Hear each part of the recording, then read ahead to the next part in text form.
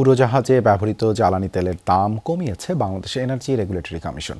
অভ্যন্তরীণ ফ্লাইটে প্রতি লিটার জেট ফুয়েলের দাম 227 টাকা 8 পয়সা থেকে কমিয়ে 205 টাকা 45 পয়সা নির্ধারণ করা হয়েছে। তাতে লিটারে দাম কমেছে 21 টাকা 63 পয়সা। বৃহস্পতিবার বিইআরসির এক আদেশে নতুন মূল্যহার নির্ধারণের কথা জানানো হয়। নির্ধারিত নতুন দাম আজ রাত 12টা থেকে কার্যকর হবে। পরবর্তী আদেশ না দেওয়া পর্যন্ত এই মূল্যহার বহাল থাকবে। আন্তর্জাতিক ফ্লাইটে দেশি বিদেশি এয়ারলাইন্সের জন্য শুল্ক ও মূসক-মুক্ত জেট ফুয়েলের দাম প্রতি লিটার $1.48 থেকে কমিয়ে $1.34 করা হয়েছে।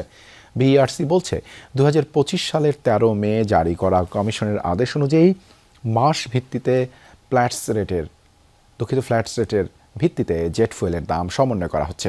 সেই আদেশের অনুচ্ছেদ 9.2 অনুযায়ী 5 এপ্রিল থেকে 4 মে পর্যন্ত সময়ে জেট A1 এর প্রকাশিত ফ্ল্যাটস রেটের গড় বিবেচনায় মে মাসের জন্য নতুন মূল্যহার নির্ধারণ করা হয়েছে।